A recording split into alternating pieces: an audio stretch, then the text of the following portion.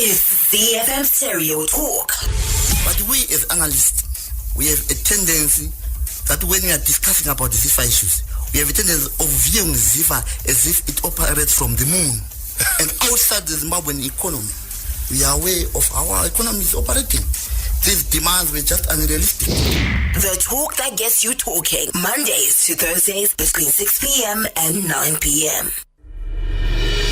Business Unusual, separating economic facts from fiction.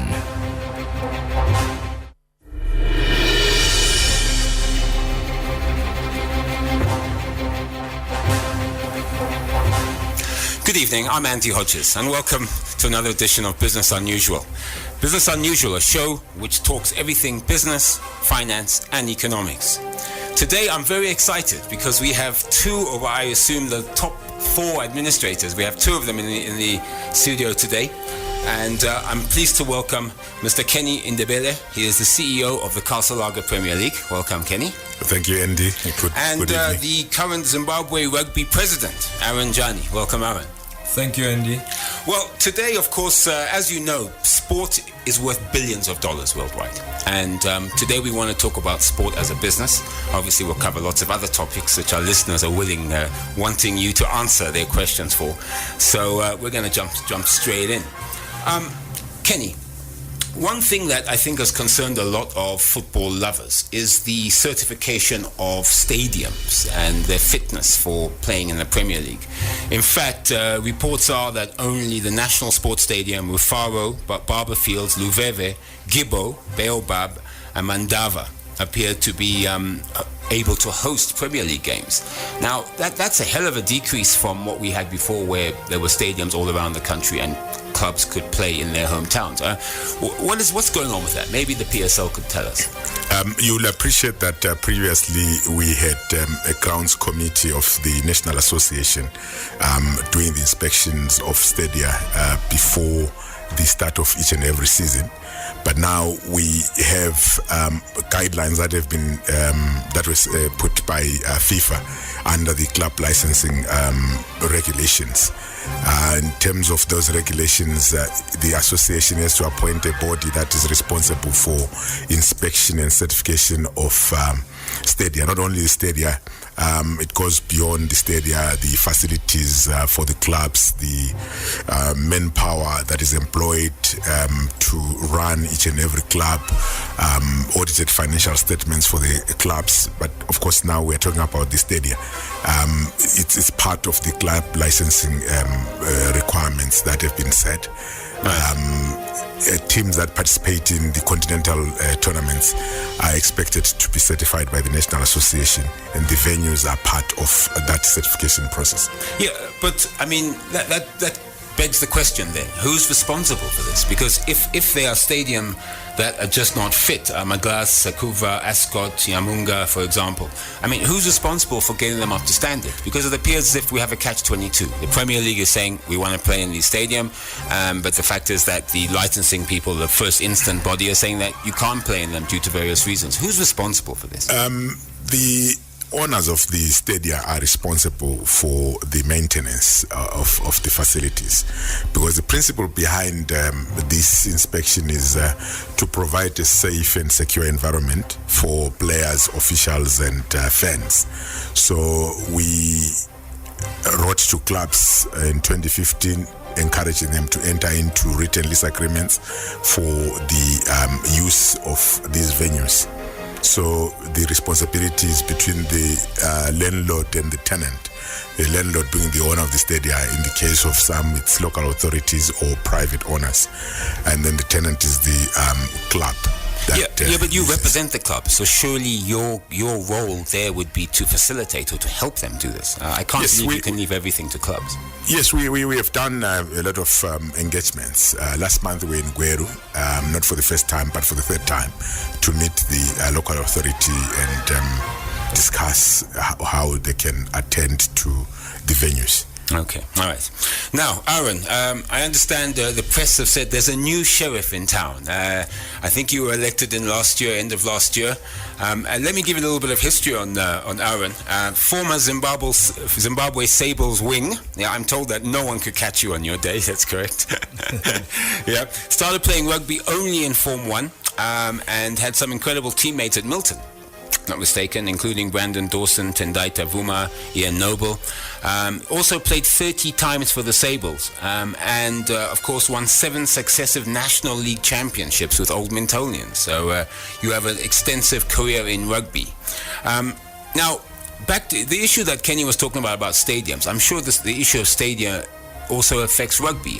What is the situation about stadium and where do you play around the country? Yeah, look, it's very true. What we would consider is the home of rugby in Zimbabwe is actually Hartsfield. It's in Bulawayo. That's where we have, stadium that is very, very well equipped to cater for big numbers. There's a training facility and there's the main field. So that is really our main field. But the problem is that most of our clubs are here in Harare. So in Harare, we don't have a rugby union stadium as per se, but we've got several clubs that we use to play our games.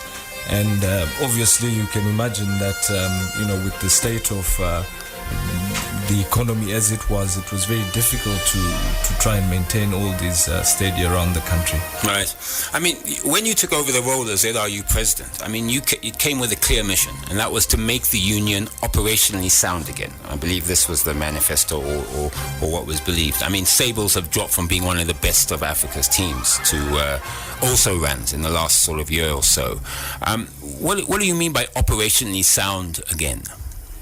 Well, I mean, it's no secret that we've had our problems in the past, and the previous, administration, went out through a vote of no confidence. So basically, my job and the new executive was to make sure that we right the wrongs that had been done by the previous executive, and then turn around rugby and make sure that it's going in the right direction. Right. I mean, you said that, I quote you, one of the biggest changes that you'll have to address will be to revive the National League and streamline schools competitions. I mean, we've had a very vibrant schools rugby, but it doesn't seem to equate from schools going into professional rugby or senior rugby, if I can call it that. What would your comment be to that? Yeah, that's very true. What we've noticed as the problem is that we've got what we call the trust schools. Rugby is going on very well there, and there's absolutely no problems. But we've also got the government schools. The standard of rugby between government and trust schools is miles apart. So we need to bridge the gap between the trust schools and the government schools. And in addition to that, there are no jobs for youngsters that are leaving school, and most of them are applying their trade outside the country, all over the world, in fact, to the extent that we've got an under 20 team that will be participating in the World Trophy in Namibia, and out of that squad, more than 10 players are coming from outside the country, and it's the same with the Sables. Right. So most of our players are dotted around the world. So when you say government schools, does that imply that government schools prefer to play football than compared to rugby? Is it more choice like that, or is it just that the coaching, the equipment and so forth is just not available at those government schools?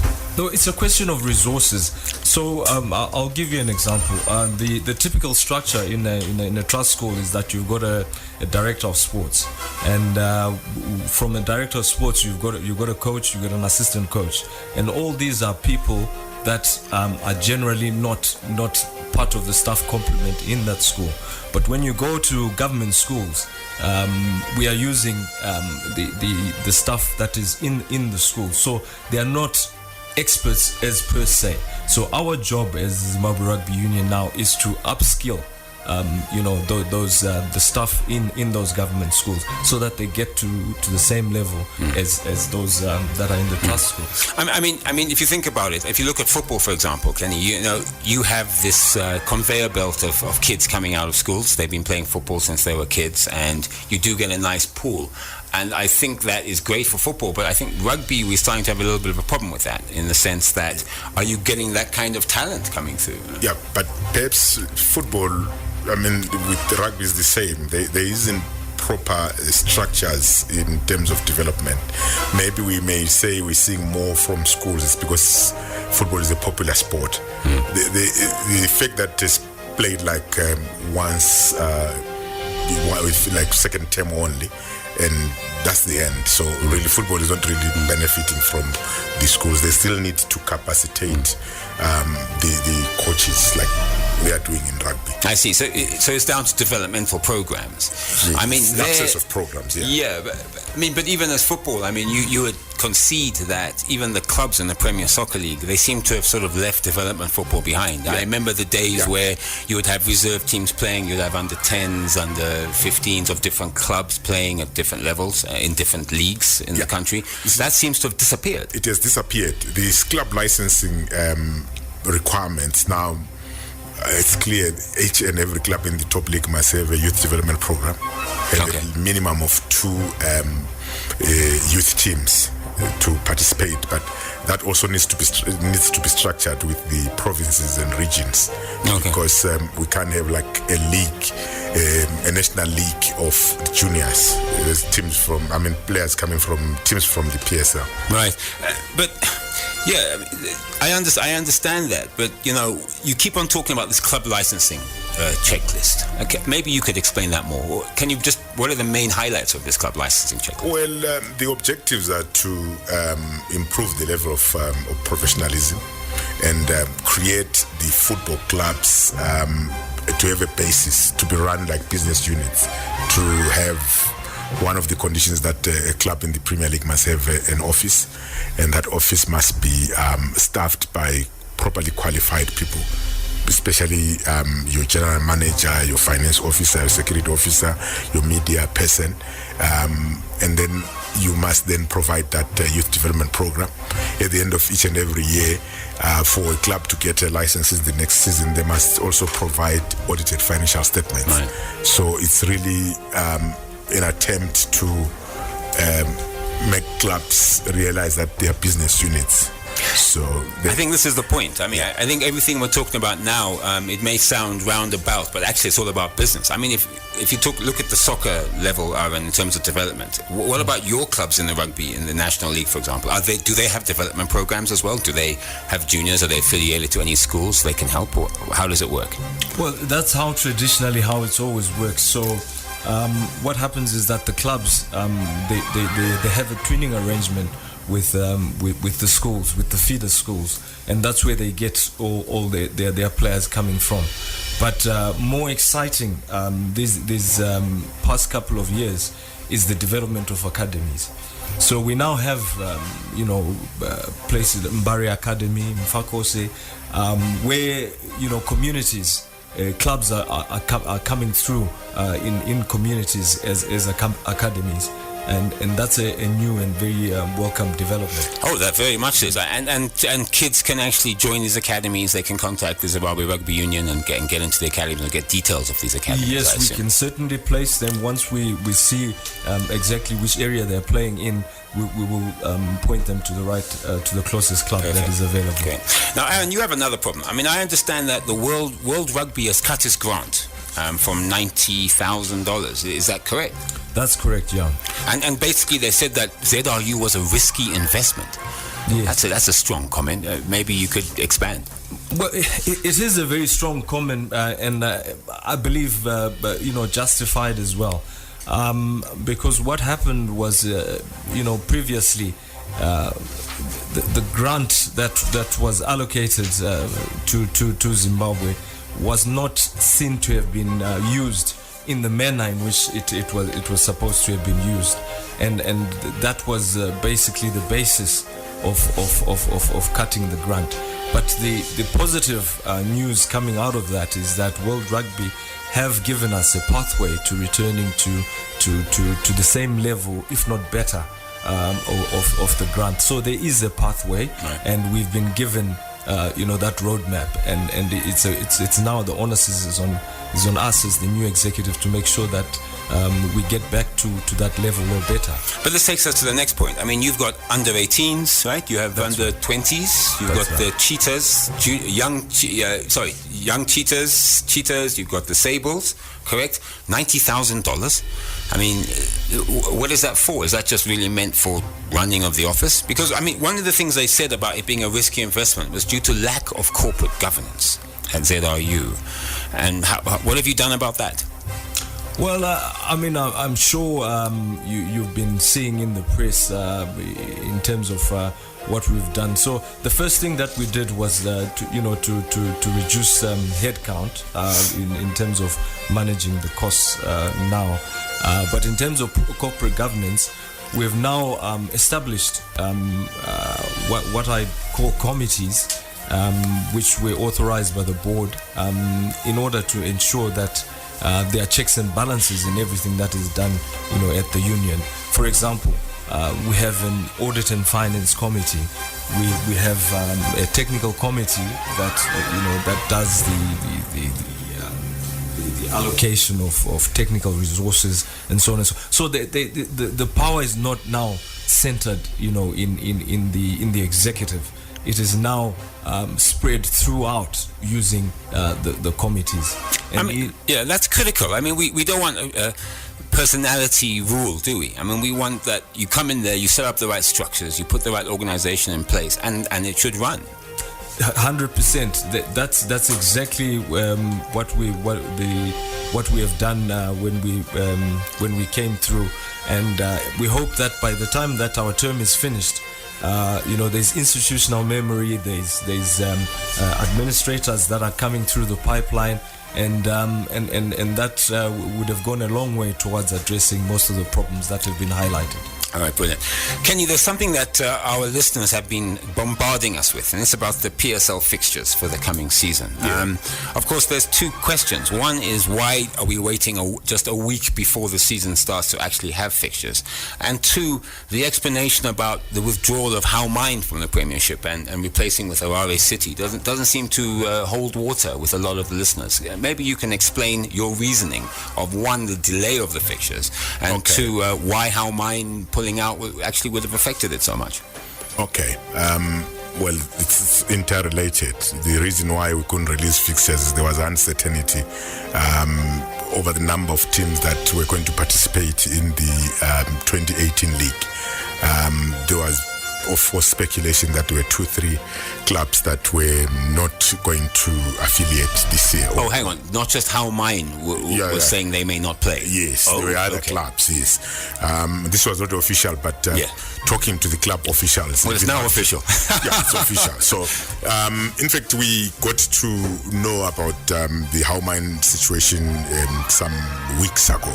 So we're not like the people who just wake up in the morning and tell everyone these things are sensitive. How Mine had employed players, employed coaches, and it's a corporate organization with its own channels of communication. So we couldn't release the fixtures then. I'm not sure what is the outcry about Harare City replacing How Mine. Maybe before I get into that, How Mine pulled out. They just told us that they are pulling out, and it's up to them to come out in the public from their corporate side of things and explain the reasons for coming out. But that is done, so water under the bridge. We looked at the last year's standings. Harare were the 15th team on the log. So the decision was take the team that was 15th. I'm not sure what the fans' outcry is all about. Okay, well, I mean, you can say the team that was 15th, or what about the team that was 3rd in the Division 1? Just being a devil's advocate. They're not part of the top league. Okay. Yeah. All right. In fact, looking down there, to be honest, they have more challenges. You'll see as they start. The regions haven't started. I'm sure they're also being affected by the number of teams that have not confirmed. Nice. I, for one, from the southern region where my team is participating. Yes. They're not too sure that team is participating or not. Right. So we had to wait for the AGM, which was called in terms of the statutes.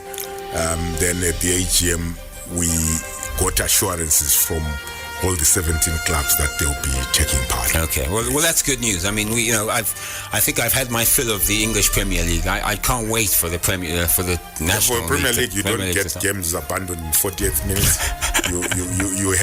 you know who will be playing next season.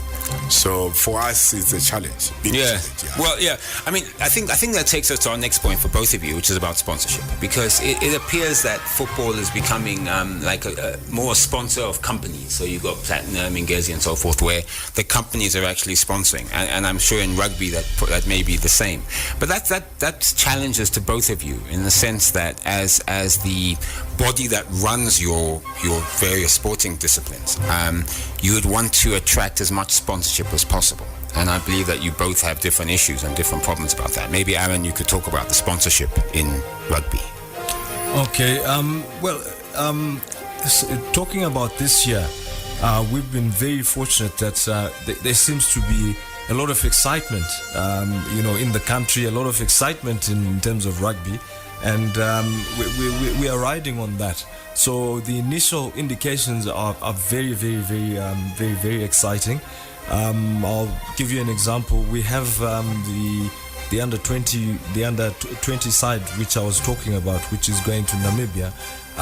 That's fully sponsored now, and that's very encouraging. So we've had 4 major companies come through and assist us with that side. And that's very, very, yeah, that's excellent. Yeah. What about club level though? I mean, that's at the national team level, I assume. How does it work at club level? Do you help your clubs try and source a sponsorship, or at least try as much as you can to assist them?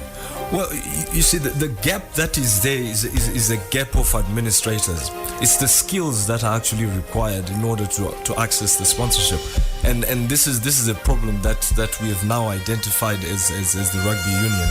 And I actually had a meeting with Steph Nell, our World Rugby representative, and I indicated to him that we've got a gap in terms of administrators, and that we need courses that are tailor-made to make sure that we get up to speed in terms of the skills of number one, running teams as managers, and number 2, running clubs as administrators. And also running clubs as a business. That's right. Can you have the same issue, don't you? See, I'm relating to Aaron. I don't normally watch rugby, but whatever he's saying, it's just the same with football. Maybe it's the sports in the country. How do we treat sport? How do we relate the issues of image, the issues of corporate governance, the issues of structures are critical for the business to say, look, this is what we want to do. If you look at football from 2010 to now, there are about almost 16 or 18 clubs that played in the league that are no longer existing. Defunct. Right. Yeah, but I think perhaps soccer. I admire you in one sense, because what I do realize is that you seem to have a lot more numbers in terms of people that come to stadia, than rugby, and I think that's an opportunity that needs to be exploited. Yeah, understood. But it's only selected out of the 18, probably talking about 6, 7. Some their tendencies are like less than 100.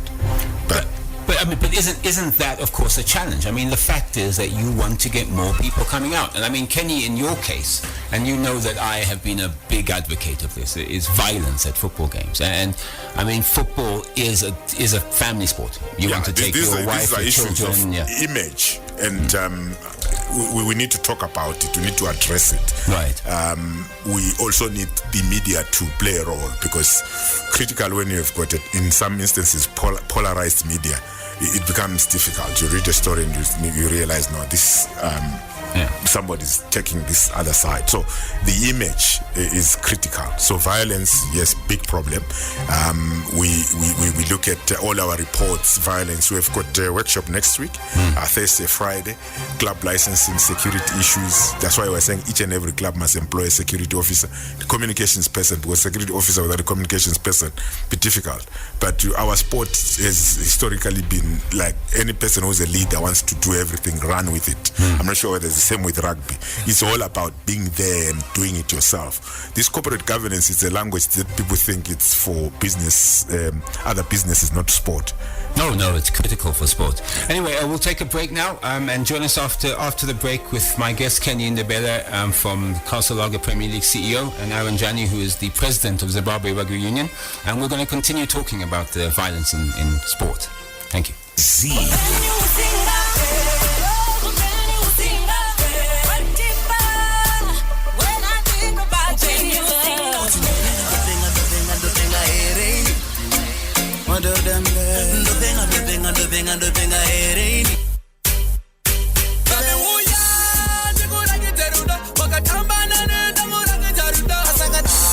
Your hits on one station, CFM Stereo. My station, your station. It's CFM Stereo Talk. Minister of Primary and Secondary Education, Honorable Dr. Lazarus Dokora, different quarters from people who are opposed to this, from some parents, is that they were never consulted, that they never had an opportunity to have their say. If consultation takes place and you miss out on participation, do you say that consultation was not done? No. The talk that gets you talking, Mondays to Thursdays between 6 p.m. and 9 p.m. Banging the best music in the nation. Business Unusual, separating economic facts from fiction.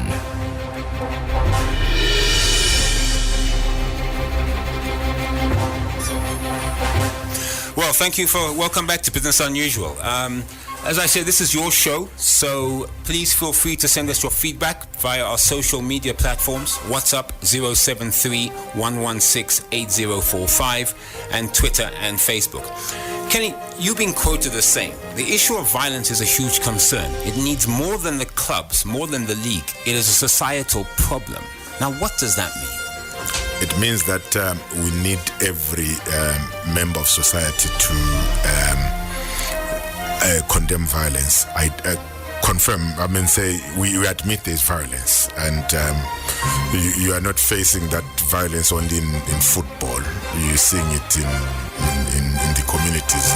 Recently, you've seen it in other areas, which I don't want to dwell on, but I'm not running away from the fact that, yes, football, it's a big problem, because some of the things that are happening there, you can't explain reason, where you have one of your biggest matches being abandoned in the first half. Yes. Because of violence, because of a decision. And we just pray that we don't get any serious injuries, to be honest, because that would be the next disaster. It's a huge disaster. You have 18,000 people inside the stadium, and the match is abandoned live on TV.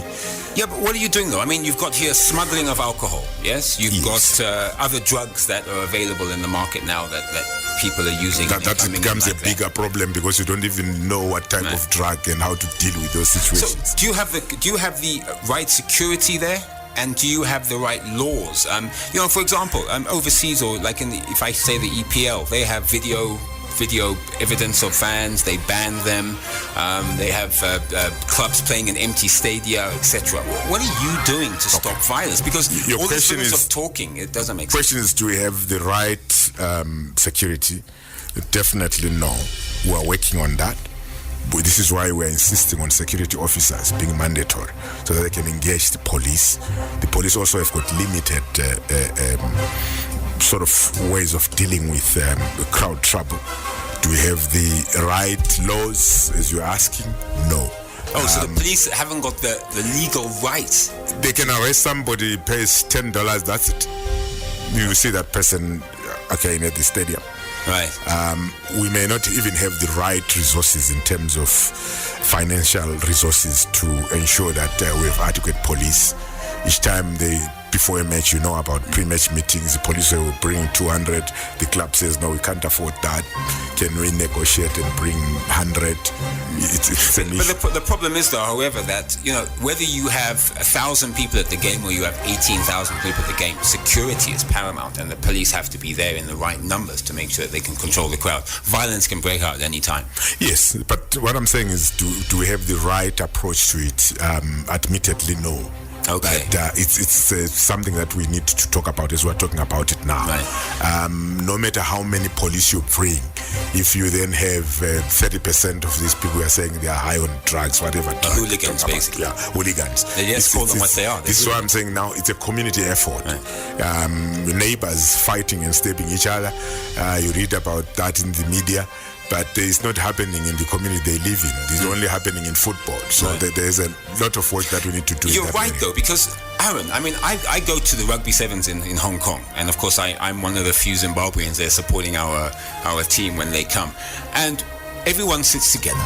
There's no violence. Everyone is very happy and friendly. And in fact, being in a rugby crowd is a pleasure. Yet you can look at football and you say it's a societal issue. Why is it so different in rugby? Well, I think perhaps we have just discussed, it's probably a cultural issue, associated with football. And in rugby, thank goodness, it's a different culture that we have, and we are very thankful for that. Yeah, no, it's a great culture, yes, and I applaud the rugby fans for their. They go and they support their clubs. They have a nice chat about it afterwards, and they all have a good time. There is one thing I'd like to ask you both, and it is something that is reared its ugly head recently, and that's the issue of drugs in both football and rugby, and also drug taking by the players in both disciplines, and also drug testing. Maybe I can ask you, Aaron, how does it work in rugby? Drugs is obviously a common societal problem. Do you have mandatory drug tests for your players? Do you have any kind of programs that talks to players about taking drugs, particularly at school level? What do you do as a union? Yes, World Rugby has been very, very proactive in this area. So we've got a program, an online program, which all beginners start with. So before you start to play rugby, you get onto an online program which highlights some of these bad issues about drugs and so forth, and so we educate the players before they begin playing rugby. But in terms of testing, World Rugby again has got elaborate protocols in terms of testing, and all our major competitions are tested. Where we face the challenge is in the local competitions because of the cost of the test. So we know what needs to be done. We've got the doctors that are trained to do it, but the problem is the actual test, the cost. The cost of it, but surely World Rugby should jump in there and help you, because this is a scourge on the sport of any sport, really, isn't it? Well, it is a scourge, but if you go back, you just highlighted that the grant is probably is now 45,000, and look at how many games we play in the country, and if you were to test random samples throughout the season, I'm sure you get pretty close to 45,000. So it doesn't make financial sense at the moment until we have methods of testing that are much cheaper than what we have currently. Yeah, because I mean, you'd be worried about things like steroids and so forth for the players trying to get bigger in mass and so on, wouldn't you? I mean, that seems to be... No. Look, what inevitably happens is that when we have international competitions, World Rugby does pay for all those costs and they do those tests. So you will get caught. Okay. So the idea is don't even try, because eventually it will catch up. Well, I mean, I completely agree with that. I think drugs in football is out, and in sport is out. Kenny, what about you in the Premier Soccer? Well, there's what do you commitment to testing, but we have discussed this with the ZIFA Sports Medicine Committee. It has ended there, though the doctors, Petro Jakonda, Nick Myonga, they are specialists in these anti-doping measures. We're talking. They've conducted training programs for all these clubs, doctors, but we haven't really got into the actual anti-doping tests. Right. I mean, there is this cost aspect as well. Yeah, the cost aspect.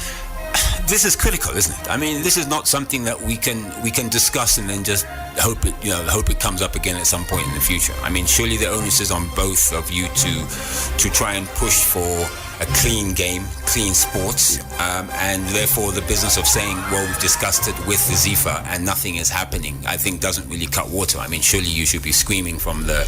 No, I appreciate it. I mean, with the training, because the club doctors play a critical role in psychologists and training the staff. So it starts at club level? There's a lot that we need to cover up. So we'll continue to talk, but with a commitment to doing things.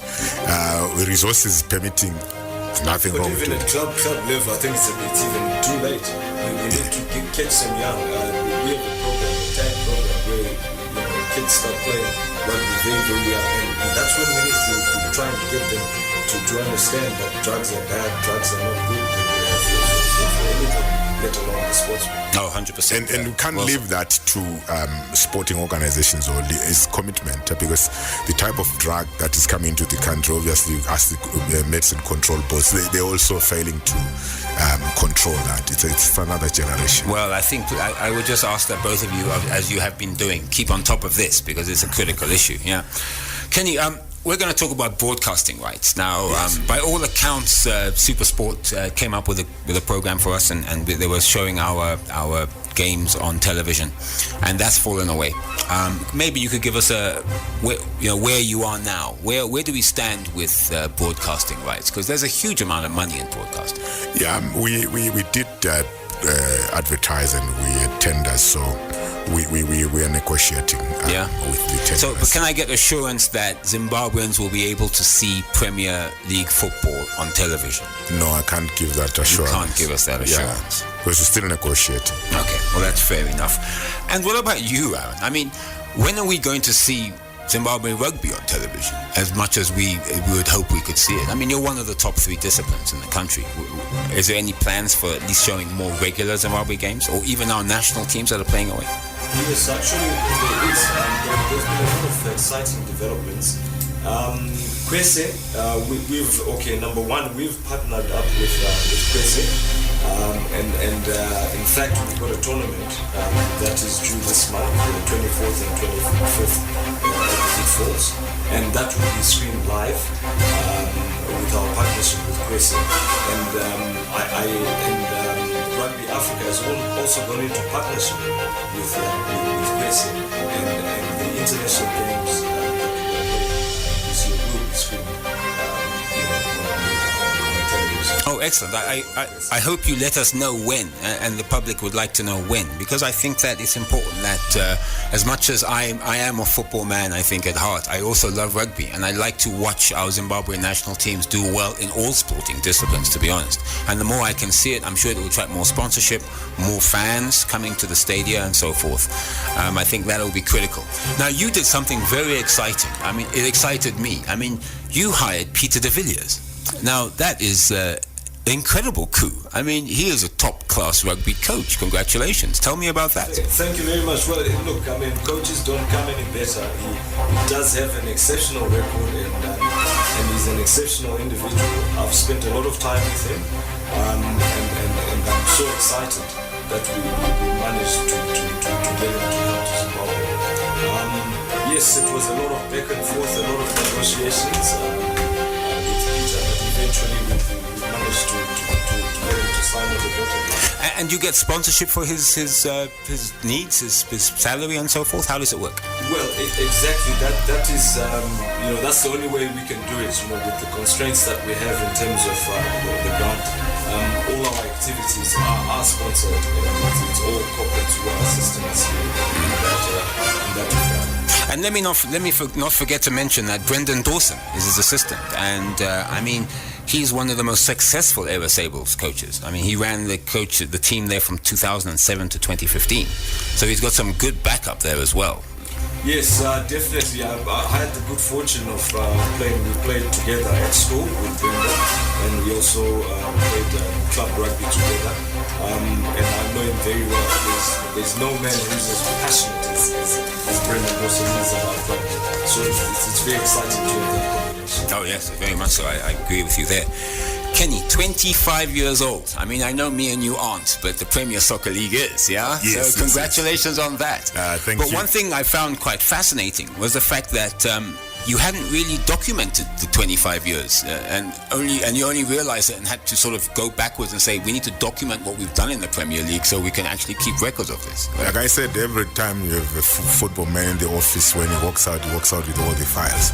So we're starting afresh, trying to get the data, get all the former players, manage to get some former administrators who are helping us with that. But it has been a fantastic 25 years. I think I'm doing 18 years now with the league at the top level. So yes, you're a football man. In fact, I always said with Kenny, I have a bone to pick with Kenny, because when I was chairman of CAPS in 2004, he was chairman of Highlanders, and his was the only team to beat us 4-3 at the National Sports Stadium. In fact, we're lucky to survive the 3-3 at Baba Well, I'm not going to say anything. All I can say was there was 3 minutes to play and it was abandoned.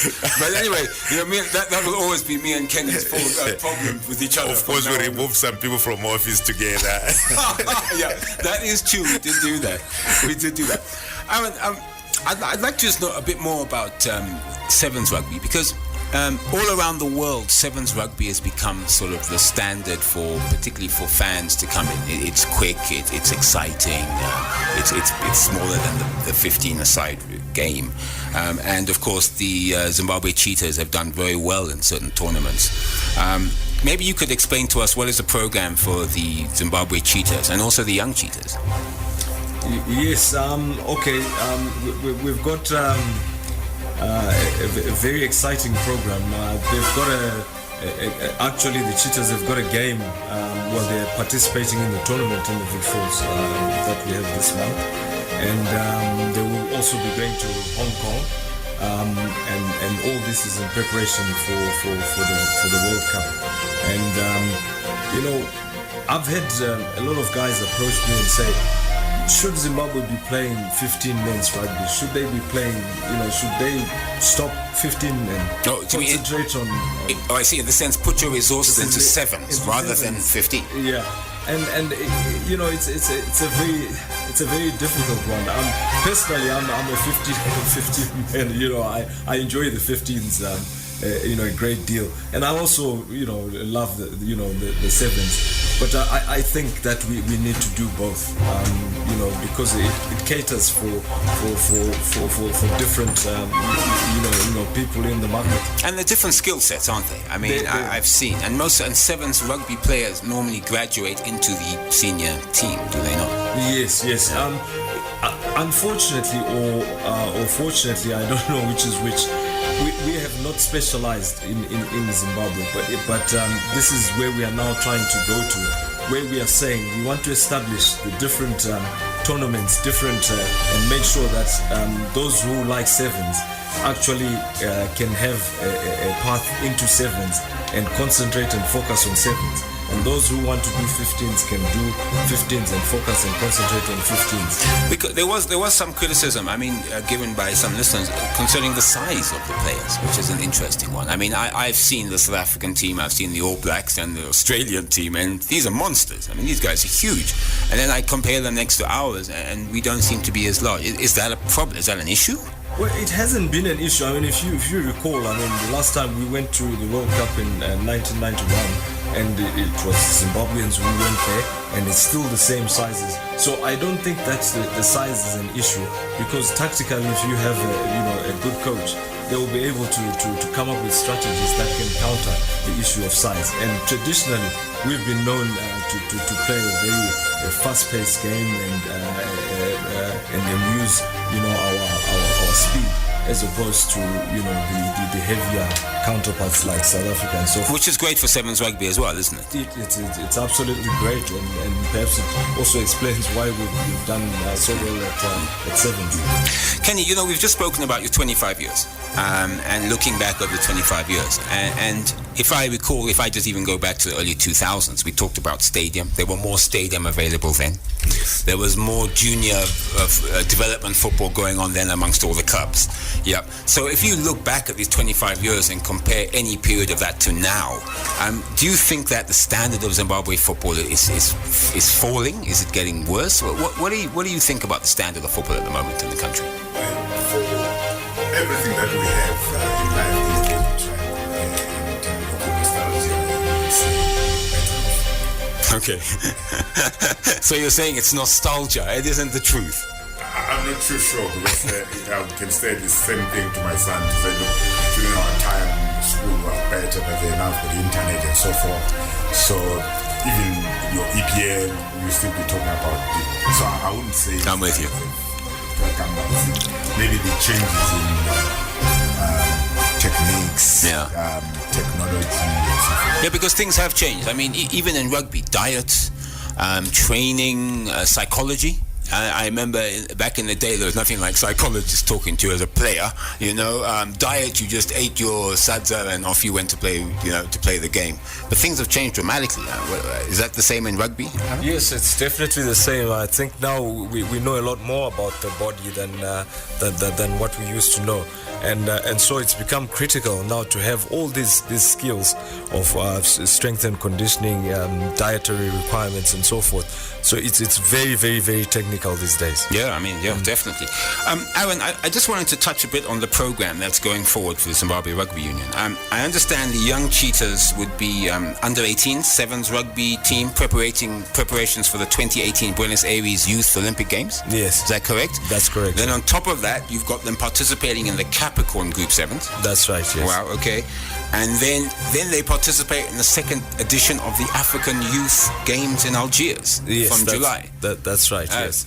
Wow, that seems like a busy schedule, isn't it? It is, and I think it's important for us to make sure that we continue with these programs that are set out, because as you know, Olympics. We need to make sure that we aspire to do well, at Olympics and get some medals for Zimbabwe. And I think that's one discipline that we could possibly do very well at, for Zimbabwe.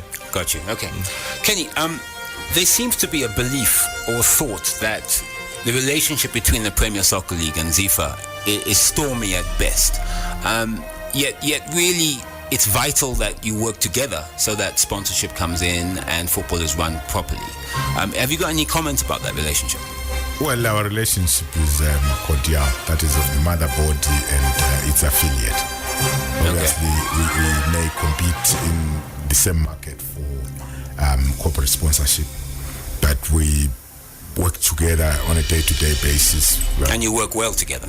Referees coming from the association, of course, like any other situation, you may have differences here and there. Right. But at the moment, I can say we're working well together. In fact, you mentioned a very good point there, referees. I think referees has been a contentious issue for over the years, whether it's good or bad or right or wrong, because obviously as a football supporter, what you see is not necessarily what is the truth on a football pitch. I know that.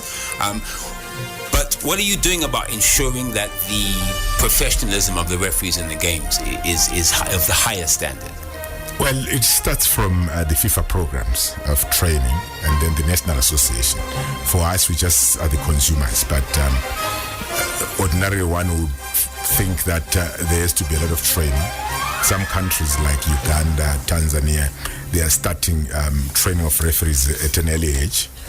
Schools competitions handled by teenagers, same age groups.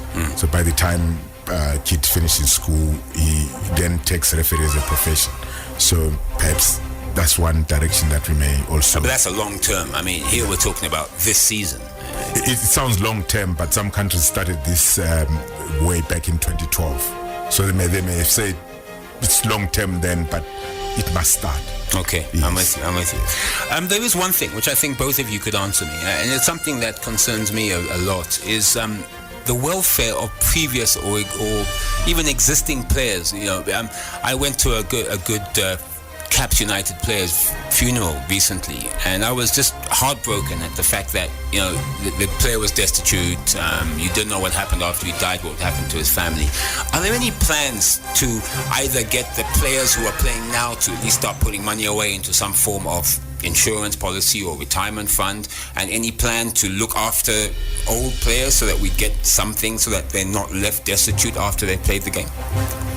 Aaron? Yeah, well, yeah, look, that's a very important point, and I've, I've struggled with this, personally. But I think that the best way of handling it is to try and ensure that while we have our players, we get them skills, we get them to upskill, so that when they leave rugby, they're able to do something else. They are trained in something else, whether it be coaching or any other profession that that they have a skill in. And I think that is the way to go, because money is, it's a different set of skills that are required, for you to be able to keep money and grow money. So I think that we need to teach them to upskill themselves while they are playing. But currently, most of the players who are playing rugby do not play this 100% full time. They have jobs as well as playing rugby, or most of them full time now. We are very fortunate that a good number of the players we have in rugby, you will find that they're either going to college or they're going to university. So at the end of the day, take for example even Beast. I know when he first got contracted with Sharks, he was actually doing his BCom. And I'm sure he's finished now, or he's even advanced to get something else. So definitely, that by the time he finishes playing, he's skilled in something else. He can get a job, a reasonable job. So you're saying that rugby is not the be-all and end-all. You play rugby, but you must also think about your own future. You must think about the skills you need to have to get better in your future, so to speak. 100%, especially rugby. If you manage to play more than 10 years, if you have a career of more than 10 years, you're extremely fortunate. So you've got to have that at the back of your mind. And I always try and emphasize to the youngsters as they come through that you need to make sure that while you're playing rugby, you not only have fun on the rugby pitch, but you also get educated and you get a skill. Kenny, this is a big problem for football as well. It's a big problem. I mean, most players play up to the age of 32, 35. They're young. So after that, if he doesn't have any coaching badge, it becomes difficult. Des Maringwa and his team are doing very well from that end.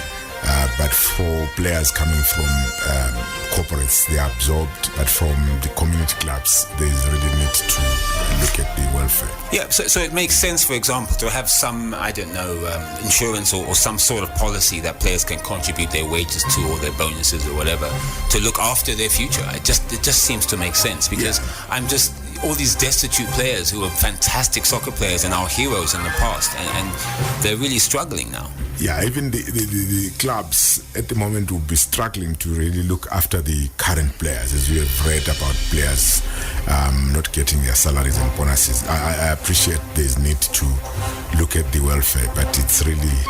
that's a club issue, I suppose. Yes. But I'm hoping, you see, everything that we talk about here, I'm hoping that the Premier League drives this. I mean, sure, some of the responsibility, a lot of it is with the clubs. The strength of the league is just as strong as its weakest club.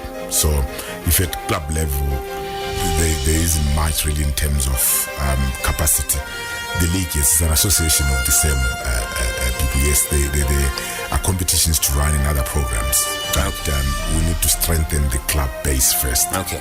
Now let's talk business at stadiums. I mean, there's a lot of leakages at stadiums, football stadiums, in terms of gate takings. Yes. There seems to be a lack of, I would say, chasing down real sponsorship in terms of the clubs that need the sponsorship instead of, say, a company club, so to speak.